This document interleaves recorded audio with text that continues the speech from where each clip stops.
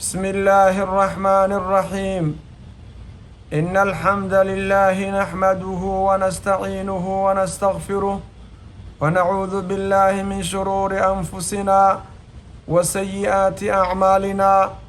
من يهده الله فلا مضل له ومن يضلل فلا هادي له، وأشهد أن لا إله إلا الله وحده لا شريك له، وأشهد أن محمدا عبده ورسوله صلى الله عليه وعلى آله وأصحابه ومن تبعهم بإحسان إلى يوم الدين وسلم تسليما كثيرا. أما بعد، waxaynu caawa u ballansaneen inaynu bilowno kitaabkeenii xisnulmuslim, qofka muslimka ah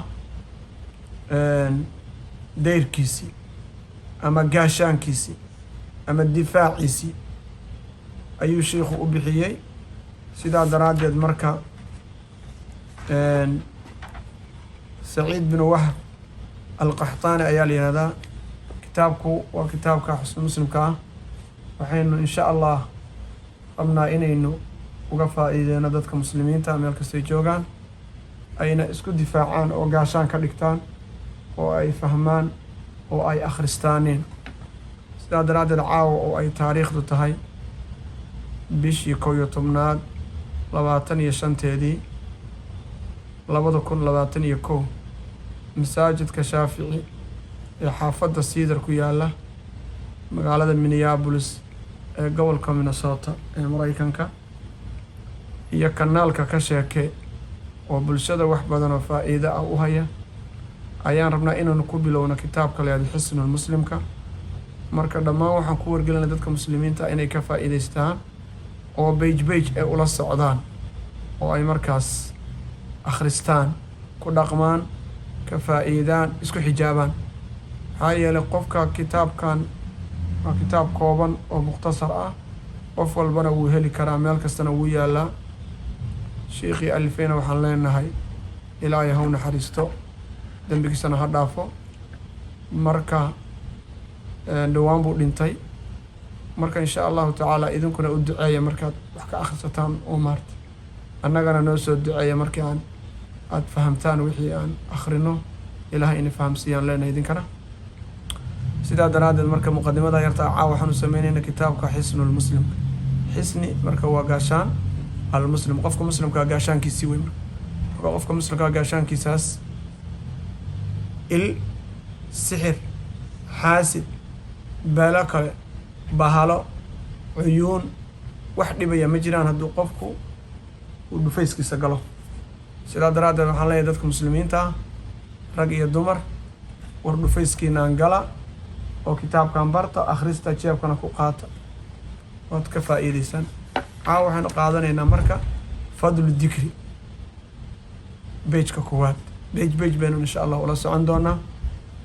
qaala allahu tacaala, ilaahay wuxuu yidhi fadkuruunii ixusa, adkurkum waan idin xusayahay, washkuruu lii, igu shukriya oo nimcada aan inii galay iga shukriya, walaa takfuruun, ha iga gaaloobinina oo gaalnimo ha la imaaninina.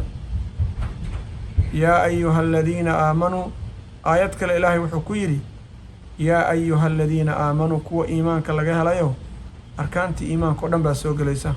udkuru llaha, ilaahay xusa, dikran xusid, kahiiran oo fara badan ilaahay xusa. marka ilaahay wax fara badan inaynu xusno oo adkaarta akhrisanno ayaa laynaka doonaya. waxaana lala hadlayaa dhawaaqa dadka iimaanka laho dhan. aayad kale ilaahay wuxuu ku yidhi wadaakiriina allaha kahiiran, kuwa ilaahay xusaya in badan, wadaakiraati, gabdhaha kuwaas raggay ahaayeen, wadaakiriina allaha kahiiran, ragga ma garanaysa in badan ilaahay xusaya, wadaakiraati iyo gabdhaha in badan ilaahay xusaya, acadda allaahu lahum makfiratan, ilaahay dembi dhaaf u diyaariyey, iyo wa ajran cadiiman, ajar weyn. marka adkaartoo la akhristo fadligaasay leedahay. ilaahay aayad kale wuxuu ku yidhi isagoo nabi maxamed la hadlaya, wadkur rabbaka, rabbigaa xus, fii nafsika ka xus, tadarucan adigoo isbiinbihinaya, wakhiifatan adigoo hoos u hadlaya, wa duuna aljahri adigoon kor u dhawaaqayn, min alqowli xagga hadalka, qowlka, bilquduwi gelinka ma garanaysaaye hore iyo wal aasaali gelinka dambe. walaa takun ha ahaanin min alghaafiliin kuwa ghaafiliinta ayo dikriga ilaahay moog ha noqonin. axaadiista nabiga sala allahu calayhi wasalam xadiiska koowaad waqaala sala allahu calayhi wasalam rasuulku wuxuu yidhi mathalu aladiina kuwii tilmaantoodu ama miithaalkoodu alladii yadkuru rabbah rabbigood xusayey alladii kaasoo yadkuru rabbahu rabbigiis xusayey iyo waladii qofka laa yadkuru rabbahu aan xusayn mathalu alxayi waalmeyit qof nool iyo qof dhintay bay kala yihiin. wa qaala sala allahu calayhi wasalam rasuulku wuxuu xadiis kale ku yidhi alaa unabi'ukum ma inii sheegaa bikhayri acmaalikum camaladiina kan u khayr badan wa askaaha kanida horoon cinda maliikikum allihiina boqorka agtiisa wa arfacihaa fii darajaatikum una sarraysa xagga darajaadka wa khayrun lakum inii khayr badan min infaaqi dahabi dahabka bixintiisa inii ka khayr badan waalwariqi iyo lacagta wa khayrun lakum inii ka khayr badan min an talqow caduwakum cadowgiin inaad la kulantaan oo fatadribuu acnaaqahum aada qoorta ka qaraacdaan wa yadribuu acnaaqakum iyaguna qoorta inay ka qaraacaan.